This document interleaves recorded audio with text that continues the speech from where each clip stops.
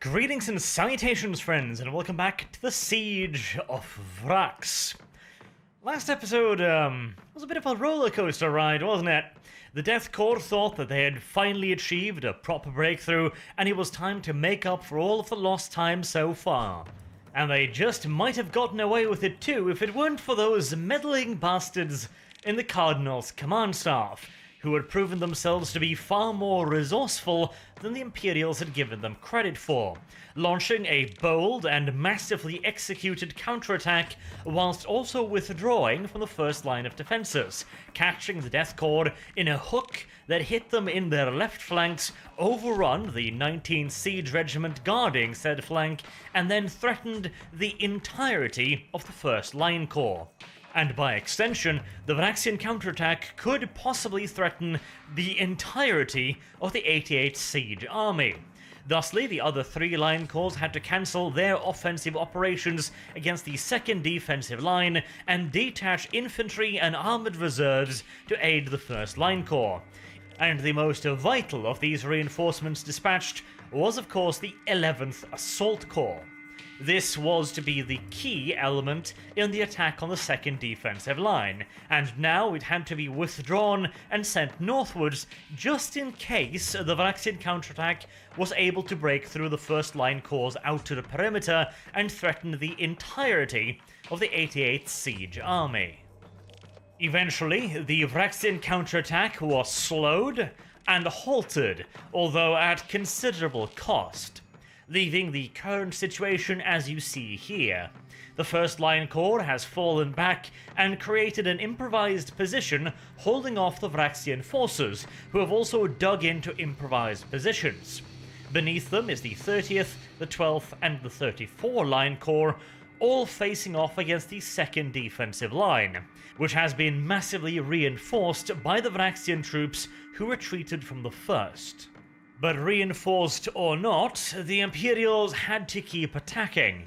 The window of opportunity had pretty much come and gone, but that alone was not enough reason to abort the offensive. It would just have to be slowed down and carried out in a more deliberate manner. Essentially, the 30th, the 12th, and the 34th were now once again doing the exact same thing that they'd been doing against the first line of defences.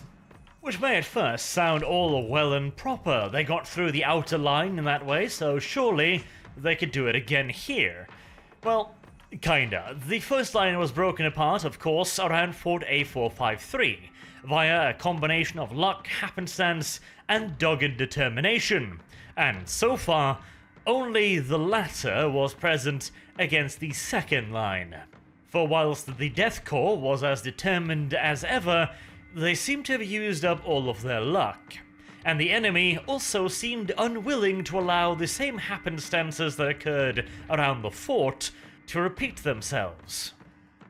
However, the failure to create another breakthrough was most certainly not for lack of trying. All three line corps launched repeated attempts against the Vraxian positions, but this line was proving even more formidable than the first. Wherever the corps began making progress, they would soon run into some impediment. An expertly placed flanking position, for example, pouring autocannon fire into the advancing troops. The offensive would then be widened to take in these positions as well and destroy them. Then the fresh company sent against the new positions would run into yet more strong points that required dealing with, and so another company was dragged in, and so on and so on and so on, until entire regiments were embroiled up and down the corps' front line. And there appeared to be no exceptions to this rule. Whatever the Krieg Guardsmen attacked, they would run into some form of hindrance that could not be ignored. First, it might be a pillbox on a hill sweeping the advance with heavy bolter fire. Then, when a Lehman Russ is brought up to deal with the pillbox, the tank is destroyed by a las cannon battery, so grenadiers are sent forward to deal with the las cannon battery. Then they run into a concealed storage bunker from which Hellhound flamethrower tanks charge out and into the grenadiers' mists. And so more tanks are brought up and find more AT positions, and so more infantry is brought up, which in turn finds more pillboxes, and so on and so on. The siege army was bleeding itself white, and for virtually no gains. Every time they destroyed a pillbox, it would simply just reveal 2 further positions right behind it. Every time they started pushing deep into the Vraxian trench lines, they would organize a massive counterattack and push the Krieg Guardsmen back out again. It would appear that the Vraxians had learned their lesson from the fort well. No longer were the Krieg Guardsmen allowed to get any sort of foothold for even the briefest period of time before large quantities of mechanized Vraxian troops rushed in and pushed them back out again. It had taken 3 days to complete the breakthrough of Fort A453, and the Vraxians simply were not letting the Imperials have that kind of time anymore. On the bright side, all of these extraordinarily well organized and executed counterattacks had finally convinced Lord Commander Julka that the Vraxians did actually appear to know what they were doing. Unfortunate as that may be, at the very least it allowed the Krieg commanders on the ground to take a few further precautions, and perhaps try to even come up with some countermeasures, although, to be fair, they were severely limited in what they could actually do to counter this. The Vraxian counterattack troops were kept close to the front line, deep underground in reinforced and armored shelters, virtually entirely immune to even the heaviest Imperial shelling. Meanwhile, the Krieg assault reserves had to be kept often at least a day's travel away from the front line, so as to avoid the Vraxians identifying and annihilating them with artillery barrages. Luckily, however, it wasn't all bad news, as at least to the north, things were not quite as static.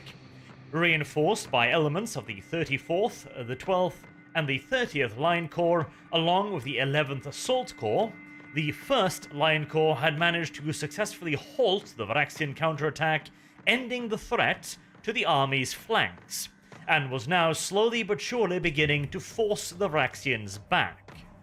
On open terrain like this, the Krieg Death Corps had every advantage. Nevertheless, they were facing an enemy that was highly mechanized and mobile, with considerable quantities of armored support, meaning that it was no easy task to get them to retreat. The Vraxians had also brought along considerable quantities of infantry, which had dug into improvised positions.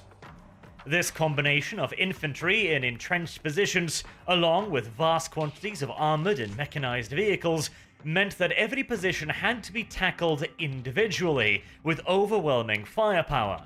The Krieg Death Corps would bring to bear vast quantities of artillery to shatter the infantry positions, and then engaged with the armored elements in massive open-field armored clashes.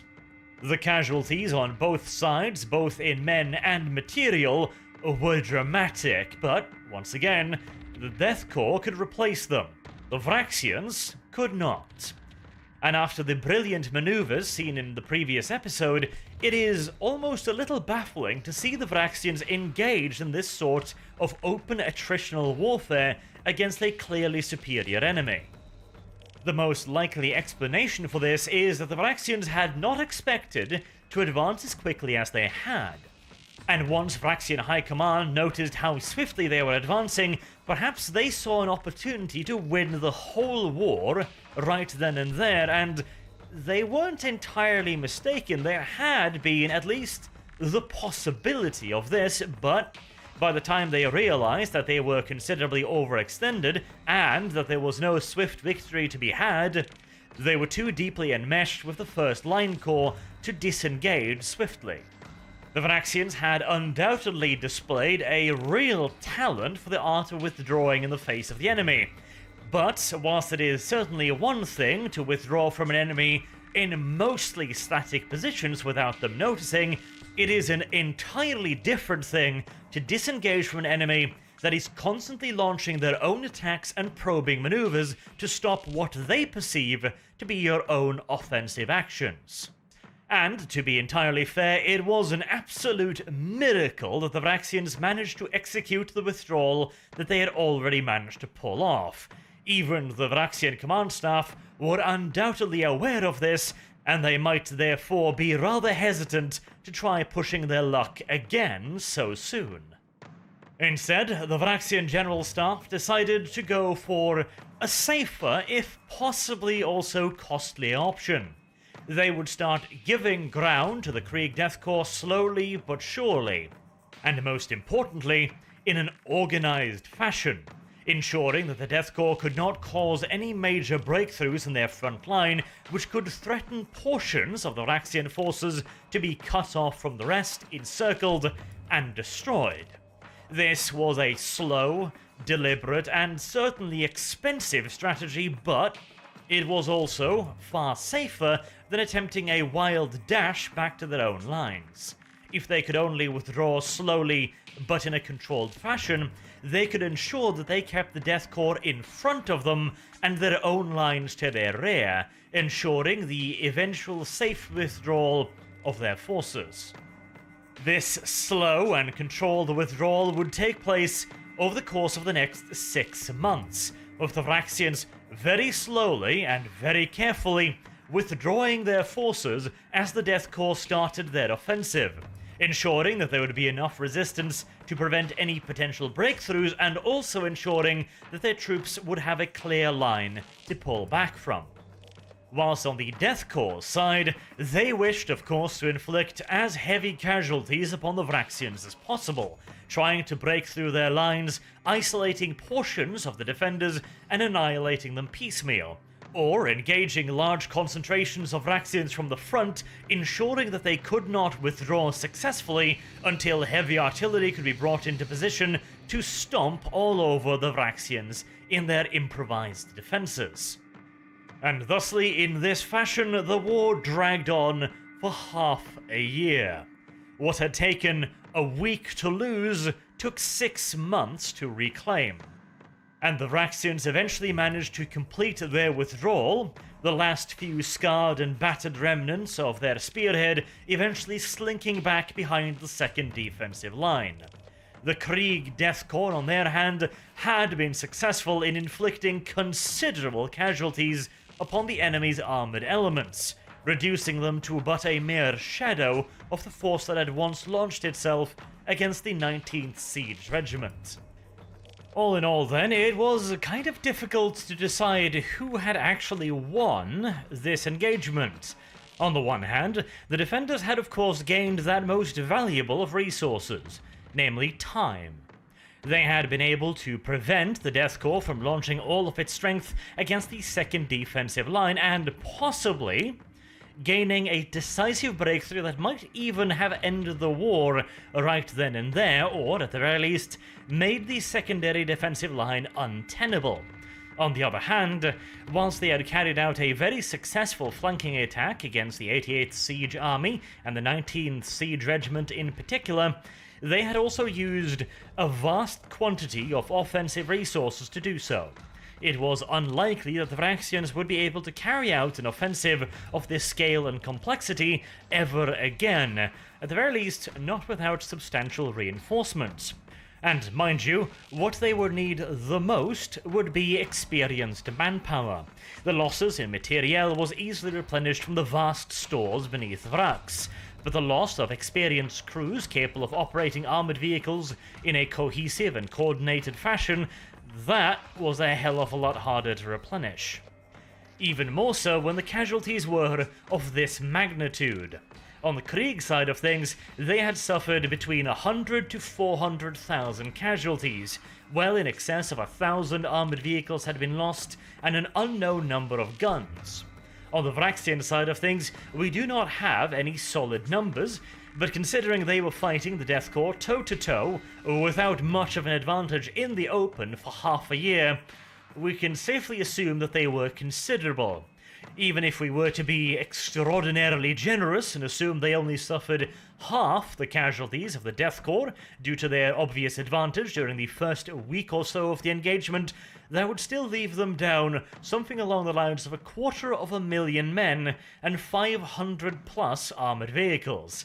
And in all due likelihood, that is, as mentioned, an overly generous estimate. In this kind of warfare, over this kind of time span against an enemy possessing superior firepower, coordination, and artillery support, I would be very surprised if their casualties were not at least as bad as the Death Corps, and possibly even worse. And again, the key thing here is to remember that the Death Corps was able to replenish these casualties. In fact, by the time they reached the second defensive line 6 months later, the first line corps had not only fully replenished itself, it had received additional forces from Krieg itself. In other words, after 6 months of warfare, the 88th Siege Army was stronger than ever, whilst the Vraxian defenders had never been weaker. Fat load of good, however, that seemed to be doing the Imperials, as they were now stuck in yet another complete deadlock situation, facing off against the inner defences of the Vraxians. This was all that stood between the Imperials and the curtain walls of the inner citadel, and yet they could not seem to get any closer. And so this was the situation 6 months after the Vraxian counterattack.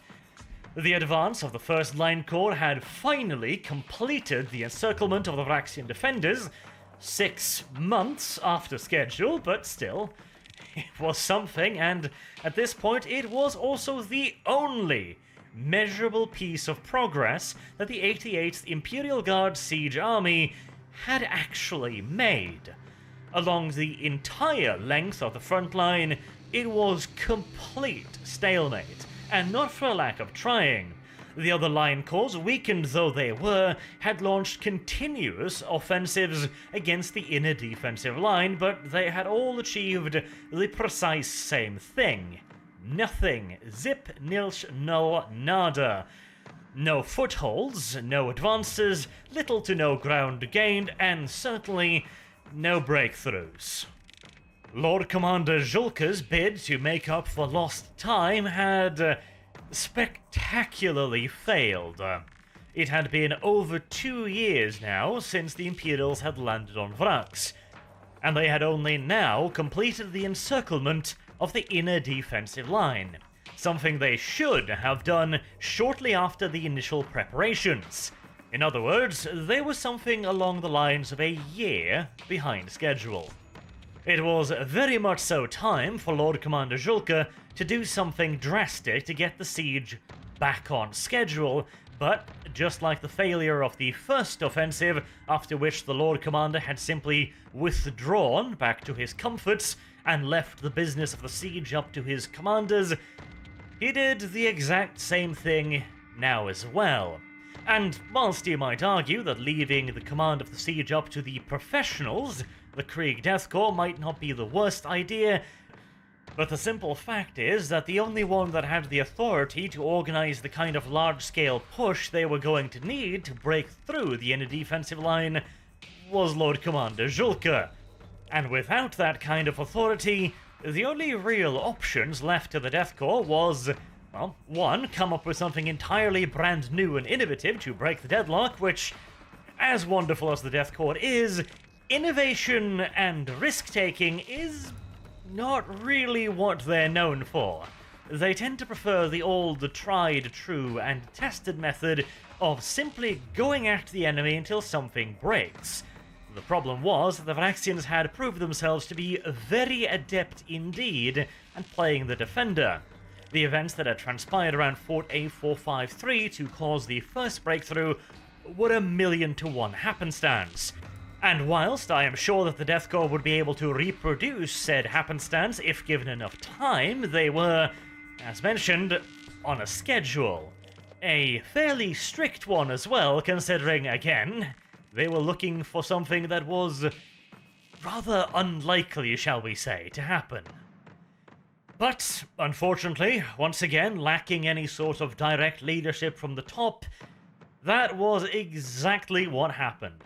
For the next 5 years, the Death Corps simply carried out relatively small-scale line corps-sized offensives against the inner defensive line. They were constantly reinforced by additional reinforcements and replacements from Krieg, but nothing more came of it. Lord Commander Julka and his command staff offered virtually nothing in the way of direct instructions throughout the entirety of this period, until finally, 7 years after the initial landings on Vraks, a report came across the Lord Commander's desk that simply could not be ignored. In Sector 5249, the 261st Siege Regiment had been making some actual gains for the first time in many years. They had managed to create a small foothold in the enemy's outer defences, through which they had sent through several Gorgon heavy assault transports, along with their complements of grenadiers and several Lehman Russ main battle tanks. This was by far the closest the besiegers had actually gotten to creating a breakthrough in the inner defensive line. And yet, this promising offensive was not only completely shut down, but utterly reversed, including the loss of the dearly bought foothold that they had established. And yet that was merely the tip of the bad news iceberg. Failed offensives happened all the time. Granted, this was a particularly promising one, but even that was not out of the ordinary. No, the really bad news arrived when the survivors made it back to their own lines and delivered their own reports, suggesting that the attack had been crushed by Adeptus Astartes.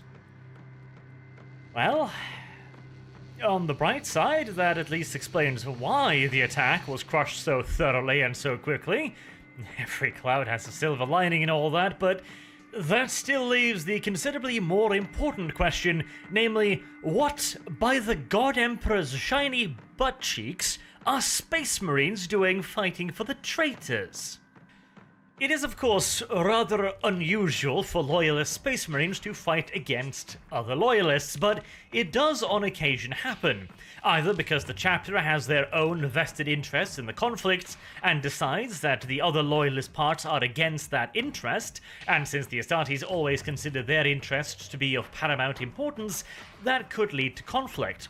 It could also be something so simple, although also so silly, as a misunderstanding, where the Astartes have some ties, for example, to the Cardinal, or perhaps even to the planet, and therefore decided that whoever invaded the planet must be the aggressors and the guilty party, without taking too close of a look, shall we say, at the actual invaders. So there could, in theory, be several reasons for why Loyalist Space Marines would be fighting alongside the traitors. To see if he could figure out one of these reasons, Lord Commander Julka sent an emissary to the officers of the Lord Commander Militant to hear if he could help in identifying the chapter, or even possibly outright locating them and figuring out the reason why they were fighting for the Vraxians. The emissary was also instructed to inform the Lord Commander Militant that the siege on Vraks was going swimmingly. Now, yes, there were some small complications, some minor problems here and there, and perhaps, the time schedule was a hint behind where it should be, but none of this was any real problems. However, if Lord Commander Julka could receive another 500,000 men from Vraks in addition to the usual reinforcements, that would be great. It would really help the siege army to get across that last little hump and ensure that they could pass the finish line in a timely manner. The Lord Commander Militant accepted Julka's request for more men, and the process to organize yet another line corps was started on Krieg, with the creation, recruiting, and equipping of the formation. As for the Astartes, however, that was a bit more difficult. The Lord Commander Militant sent out requests for information from the various Loyalist chapters in the segmentum, but they received reports back that all of the various chapters whose insignia or color pattern resembled those who had been reported to Lord Commander Julka could account for all of their warriors. The only explanation then was the obvious one. The Space Marines on Vraks were not Loyalists. And that suddenly made everything a hell of a lot worse. At least in the case of Loyalist Space Marines, they must be there for some kind of misunderstanding, which could then presumably be resolved. Traitors, however, that meant that some rather unfortunate forces had taken notice of the problem on Vraks, and had started offering their services to the Cardinal. Things were about to get a lot worse yet again. And meanwhile, whilst Imperial High Command was panicking, the Cardinal was rejoicing. Finally, the Emperor's avenging angels, the Space Marines, had come to his aid, and they were led by a particularly strapping fella that introduced himself as Lord Arkos of the Alpha Legion. Now, of course, whether or not he introduced himself in quite that fashion, we do not know. The Cardinal personally still thought that he was the one in the right here, that he was still the true loyalist, and that once he was done with this nonsense on Vraks, he would sally forth from the planet and sweep the sector free of heresy. And thusly, you might think that if he met a member of the Alpha Legion, he would react rather poorly, but this is in fact not a given. Information about the Great Heresy is of course vigorously suppressed by the Inquisition, and even for somebody like Cardinal Zaphon, who was pretty damn far up on the Ministerum's rank ladder, it was far from a given that he would recognize the name Alpha Legion, or that he would know that they were traitors. It is of course also entirely possible that Lord Arkos simply just lied to him. It wouldn't be the first time the Alpha Legion has manipulated the truth, after all. Regardless of how he introduced himself, Lord Arkos' aid was more than welcome, as he was ushered into the Cardinal's good graces with arms wide open. And why not? As far as the Cardinal was concerned, this was obviously to his benefit. Not only would this contribute a band of extraordinarily powerful combat troops to his cause, it was also, as far as he was concerned, a direct endorsement from the Emperor. After all, these were, once again his wink-wink, avenging angels. And undoubtedly it would be a considerable boost to morale amongst those fighting beneath them to finally have their faith vindicated by this, the Emperor's own sons fighting alongside them. And, as already mentioned, the fact that they were also ridiculously good at fighting probably didn't exactly harm morale either. And that is before we get into the other morale benefit of having Space Marines on your side. If they weren't up against the Death Corps of Krieg, the mere mention of the fact that the enemy had Adeptus Astartes fighting for them could have caused widespread panic. In the case of the Death Corps of Krieg, however, at least they didn't have to worry about that, since Krieg Guardsmen are not exactly known for their skittish nature. But of course, merely not being afraid of the enemy doesn't solve the bigger problems in the case of fighting against traitor Astartes, namely the fact that pretty much regardless of how many standard issue Imperial flashlights you've got, you're going to be struggling just to actually hurt one of the bastards, much less kill them. Now, granted, the Lucius pattern lasgun stood a better chance than most lasguns in penetrating power armor, but it is also true that a whole gummy bear has a far better chance at penetrating the front of a Tiger tank than half a gummy bear. It still doesn't mean that there's a particularly good chance of it happening. And the obviously inherent complication then is that if the Krieg Death Corps had struggled to break through the enemy's lines already, they were going to be struggling a hell of a lot more if any potential breakthrough would be faced down by nigh invulnerable demigods of battle. This was most definitively a wee bit of a problem for the 88th Imperial Guard Siege Army, but luckily their intrepid leader, Lord Commander Julka, did what he usually did when something didn't go his way. He wobbled furiously for a few minutes like a large piece of angry jello, and then settled right the hell back down again into his inert state.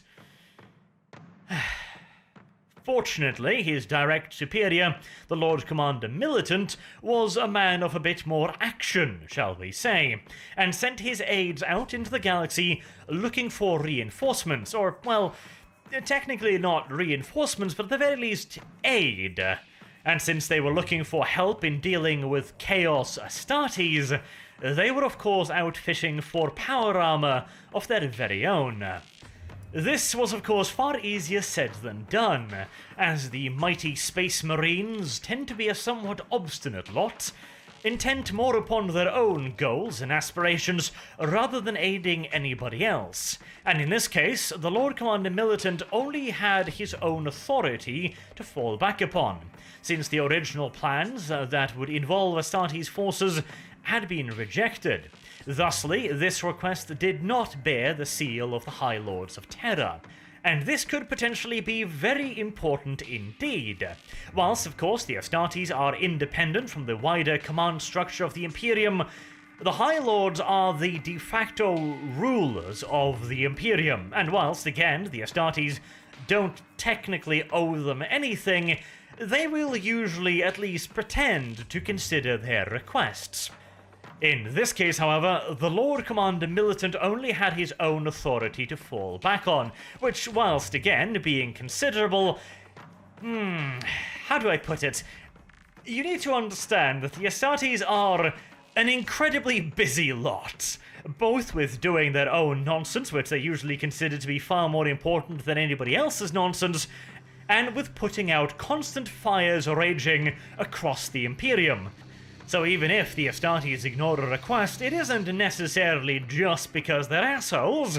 That might be part of the reason, and indeed in some cases it might be the entire reason, but quite often they are simply busy with bigger and far worse things, and as of yet, the situation on Vraks had not deteriorated to a catastrophic level.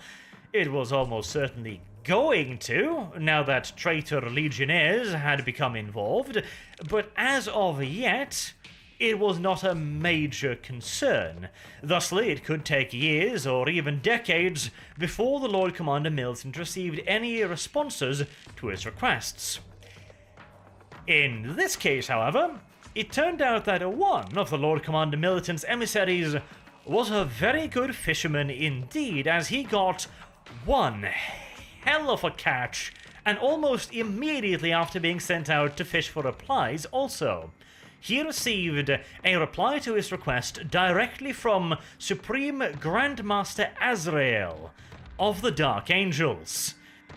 And the good news didn't end there. Not only were the Dark Angels going to commit themselves to an action on Vraks, they would be committing fully half their chapter's strength. 5 full companies of Dark Angels would begin their journey towards Vraks aboard the battle barge Angel of Retribution and the strike cruisers Sword of Caliban and Salvation, with a small fleet of escort vessels in tow.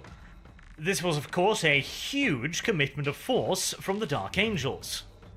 And whilst of course I'm sure both Julka and the Lord Commander Militant would be very, very hesitant to look this particular gift horse in the mouth, it seemed like a rather overblown response, considering the threat. Now, don't get me wrong, the presence of traitor Astartes is a huge threat in and of itself, and would almost certainly destabilize the entire war, but half a chapter's worth of Dark Angels, along with a battle barge and 2 strike cruisers. That is a massive force. Entire planets have literally been conquered by single companies. And here was 5 of them. If Lord Commander Julka was half as smart as he was fat, he would be sweating bullets right about now, trying to figure out exactly what kind of threat the Dark Angels had seen on the planet that would require the deployment of a full 5 companies of Astartes. But, as is so often true, ignorance really is bliss. However, you might be thinking right about now that something doesn't really seem to add up. For example, what by the Lion's favourite crying cushion is a Dark Angel doing within 7,000 astral miles of anything even remotely resembling altruism, which dedicating half your chapter to helping somebody else would undoubtedly qualify as? Well, you are probably extraordinarily unsurprised to find out that charity work had absolutely nothing to do with this, nor does helping the Kree Guardsmen have anything to do with this. This, as usual with the Dark Angels, has only got to do with them.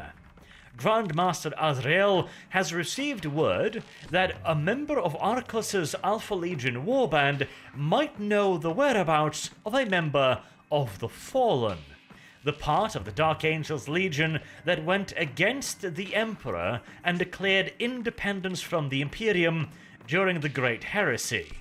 And now that we have confirmed that these incoming Astartes are indeed Dark Angels, by establishing that they are acting purely in their own self-interest, which is certainly the most easily identifiable trait of the Dark Angels chapter and Legion before it, we can move on to the actual plan. The Dark Angels, of course, had the objective of capturing as many of the Chaos Traitor Marines as possible, so that Interrogator Chaplain Belphegor could drag them into his lovely dungeons and make them talk, presumably by plying them with tea and biscuits, interrupted only occasionally by a swift bout of torture or a sudden blow to the head. This then necessitated that the Dark Angels attack something that would be considered very valuable, and therefore defended by Chaos Space Marines. And since simply landing directly on top of the Vraxian Citadel was still a no-go due to the frankly heretical quantities of anti-aircraft guns, the Dark Angels would have to make do with the second best option, the Vraxian Starport. This would also help to make it appear as if the Dark Angels were actually doing something to help the 88th Siege Army.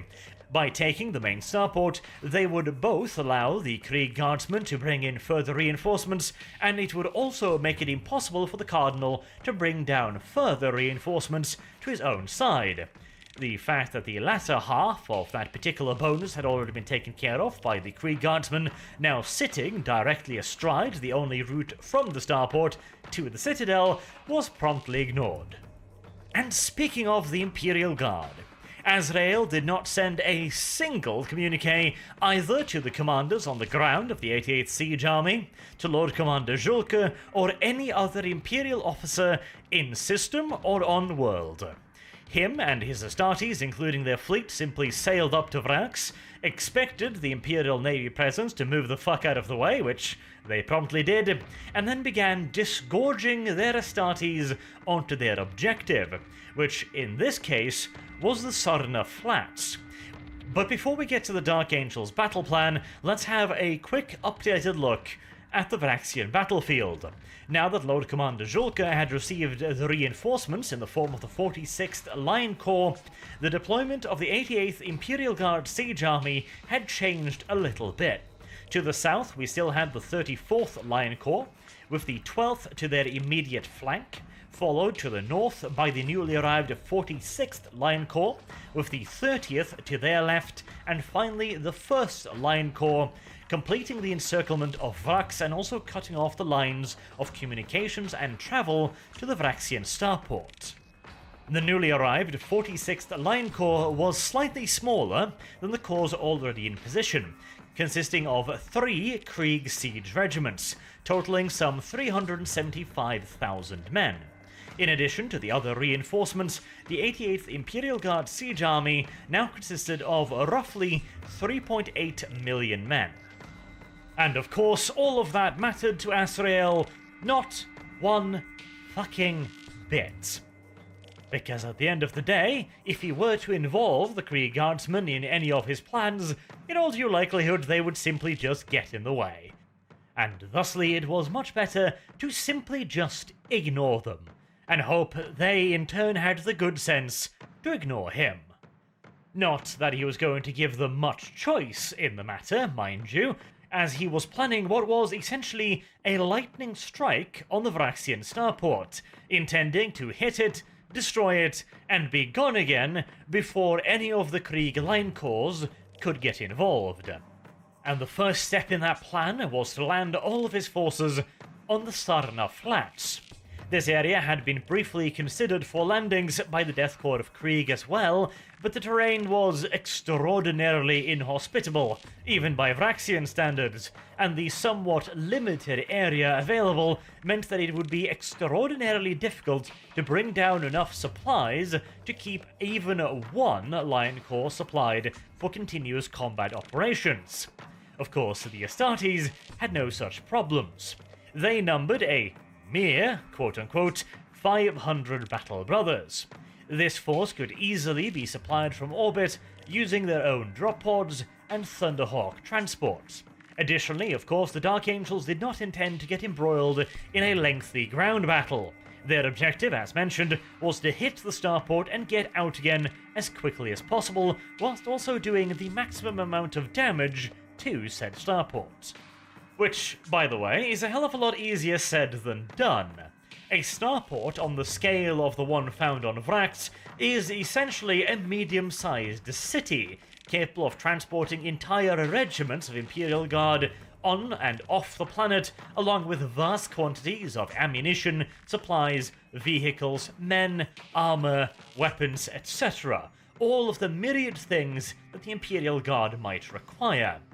To level such a complex would require either a ludicrous amount of firepower or a solid amount of time. And whilst the Adeptus Astartes certainly are in possession of a fair bit of wallop when it comes to good old-fashioned HE, even they didn't possess a bomb quite big enough to level a starport in one go, so they would require some time. Additionally, they also had their own private objective of enticing the Chaos Space Marines into the fight so that they could capture some of them and bring them off planet. To do this, they would necessarily have to create a situation in which the Chaos Space Marines thought that their involvement might actually tip the tides. In other words, they couldn't be too quick and too effective, because of course, Arcus's warband were veterans of many a conflict. If they saw no hope of winning, they simply would not engage.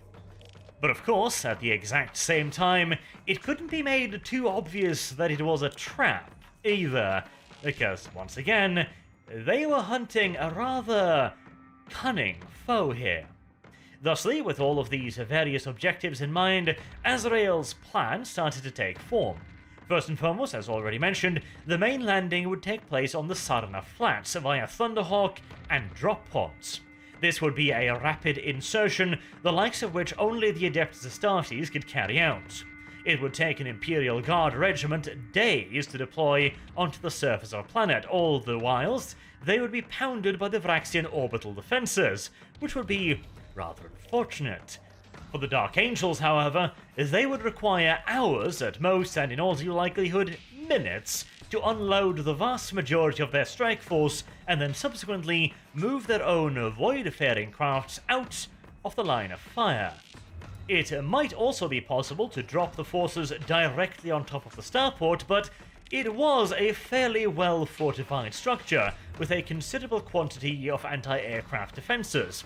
Additionally, a strike directly at the starport would also run the risk of being too swift of an operation, not giving the enemy Space Marines enough time to react, and therefore not fulfilling the most important part of the mission, that which served the self-interest of the Dark Angels. Thusly, the location on the Sarna Flats was the one eventually chosen. It did offer several other benefits, like, for example, it was out of the way for the Vraxian defenders. If they wanted to get to the landing point, they would have to cross several massive ravines themselves. It was also sheltered from any form of enemy long-range artillery. And since the Vraxians also lacked any form of air force, this meant that the Dark Angels were free to set up a forward operating positions in the Sarna Flats, complete with supply dumps, allowing for easy resupply of the forward elements. And once the strike force was down on the planet of Vraks, it would split into two separate elements. The first would consist of the 1st, 2nd, 4th, and 5th Company of the Dark Angels, and would consist of tactical and Terminator squads mounted in Rhinos and Land Raiders, along with Land Speeder squadrons, assault bikes, and the famous Ravenwing bike squadrons. Whilst the main assault force made its way towards the Vraxian starport from the south, the 3rd Company would remain back at the forward operating base to finish the construction and deployment of the mostly prefabricated buildings and the automated sentry turrets that would protect the base in the Astartes' absence. This, however, did not mean that the 3rd Company was entirely out of the dance. Quite the contrary, in fact, their part of the operation was the most important of them all. You see, the Vraxians, of course, knew that the Astartes were inbound. In fact, the Dark Angels made damn sure that they would know. However, This did not mean that the Vraxians knew where the Dark Angels would strike. And this was not the lumbering, massive infantry formations of the Death Corps of Krieg. The Astartes were an incredibly mobile force, more than capable of simply just breaking straight through pretty much any defensive line the Vraxians could put in front of them, or simply just flying right over the defensive lines in the Thunderhawk gunships, or simply just landing straight on top of the defenses with their elite troops, utilizing drop pods. There was, quite simply, no real way for the Vraxians to know where the hammer blow was going to land. All they knew was that it was going to land somewhere, and with tremendous force at that. The Cardinals' initial response was to order virtually all mobile reserves back to the main citadel, including considerable quantities of the troops actually manning the second defensive line. The Cardinals' fear was that the Dark Angels would launch a decapitating strike directly against the Vraxian main citadel, with himself as the primary target. However, Lord Arcos of the Alpha Legion presented him with a different idea. He argued that the Citadel's defenses were still very powerful, and thusly the Dark Angels would not risk a direct attack on the Citadel, for fear of losing an unacceptable portion of their strike force. And thusly, since they could not be sure where the Dark Angels would strike, Lord Arcos suggested the establishment of a mobile defense force. This rapid reaction troop would consist of the most mobile, well-armed, armored, and experienced troops that yet remained in the Vraxian defense force. Additionally, Lord Arcos volunteered the services of himself and his warband to act as the spearhead of this formation. The idea being quite simply that Lord Arcos' warband would engage the Dark Angels, tie them down, prevent them from simply blowing right through the initial engagement force, and then overwhelm them with numbers. It wasn't the most subtle of tactics, to be sure, but it might very well prove effective. There was, however, one tiny little problem that the traitors were as of yet unaware of. Namely, that the formation of such a rapid response force was exactly what Supreme Grandmaster Azrael was hoping for. As already mentioned, the 1st, 2nd, 4th, and 5th companies would make an assault upon the southern outskirts of the Vraxian starport. Once they had reached the outskirts, they would begin fighting their way into the starport. And whilst doing so, they would make every effort to appear as if they had come to capture it relatively intact, and use it as a base of operations to bring down yet further forces, including possibly Imperial Guard elements, to continue an offensive against the Vraxian capital. Azrael reasoned that this would achieve two things. One, the Vraxians would not be able to let the starport fall without a fight. It was their only hope of future reinforcements from off-world, and furthermore, if it was lost and turned into a forward operating base for the Imperials, that might very well mean that the Death Corps would be able to establish yet another line corps to the rear of the Vraxian defenses, whilst also being able to supply said line corps, which, you must remember once again, the problem of supplying such a formation was the primary reason why it had not been deployed in this area to begin with. With the starport in Imperial hands, that would no longer be an issue. And secondly, Azrael also reasoned that the traitor Space Marines would take a particular interest in any attack upon the starport, since it represented their best hope of getting additional reinforcements on the planet, just as with the Vraxians, but for the traitors, it was even more valuable for a different reason. Namely, the simple fact that it represented the only credible way off the planet for them if things should turn sour. However, this alone might not be enough.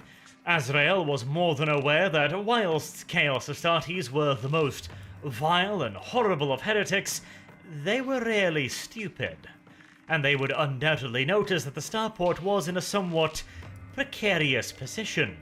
The two primary routes of access to the starport, shown here in blue, had been cut off by the first line corps. This then left only one major route still open, shown here in red. It would first head south from the Vraxian citadel into the plains of Saramita, which it would then cross into the Sarna Flats before heading up to the Vraxian starport. This route had originally been designed as a small, tertiary route for any supplies that weren't heading to the primary hab blocks or to the Vraxian citadel and the main armories itself. This route was capable of supporting fairly considerable traffic, but absolutely paled in comparison to the mega highways of the two primary routes. It should, however, be more than enough to transport the Vraxian Rapid Response Force and Lord Arcos' warband relatively rapidly and relatively safely. It would bring the Vraxians uncomfortably close to the Dark Angel's landing position, but the Sarna Flats were anything but flat. They were covered in various crisscrossing ravines and gullies of different sizes, in addition to extraordinarily inhospitable terrain. It certainly wasn't entirely impassable from the south, but it would most certainly be considered challenging terrain at the absolute best. But once again, traitor legionnaires are not stupid. You don't live particularly long in the service of the ruinous powers if you are. If they smelled a trap, they would not leave the citadel. But, of course, Azrael was not particularly dumb either and had predicted this. This was why he had sent the vast majority of his forces to attack the starport. He reasoned, quite rightly so, that once the traitors noticed that the majority of his forces were attacking the starport, and that his Dark Angels were not making the rapid progress they might have expected, entirely intentionally from the Dark Angels' side, mind you, they would feel confident in committing to an attack, seeing an opportunity to destroy the Dark Angels, and gain not only a massive morale victory, but also inflicting a decisive defeat upon a huge potential threat. The bait was almost certainly far too juicy to resist, and once the enemy had been well and truly hooked, the Third Company would leap into action. After allowing a nice big chunk of enemies to enter the starport, they would launch from the forward operating base. The Third Company consisted of assault specialists mounted in Thunderhawk gunships. They would fly with all possible speed towards the massive bridges spanning the huge ravine separating the starport from the main route of travel. Once the Thunderhawks arrived on scene, they would deploy their assault marine specialists directly on top of the bridges using jump packs. After that, the Thunderhawks would disengage and start scattering the remainder of the enemy's reserves on the cut-off side of the bridge, ensuring that they could not interfere with the assault marines. While they took the bridges, held them temporarily whilst they placed demolition charges, and then destroyed them. The end result then would be that the main bulk of the enemy's reinforcements would be trapped on the wrong side of the ravine, whilst the juicy parts, including the traitor marines, would be trapped in the starport, facing off now against the full might of 5 companies of Dark Angels, who could now take their sweet-ass time destroying their enemies. The Vraxians no longer had any real way of reinforcing or evacuating them, and the Chaos Space Marines, along with their new Vraxian allies, could be isolated and picked off one by one, ensuring that the Dark Angels could also bring back plenty of souvenirs for their interrogator chaplains.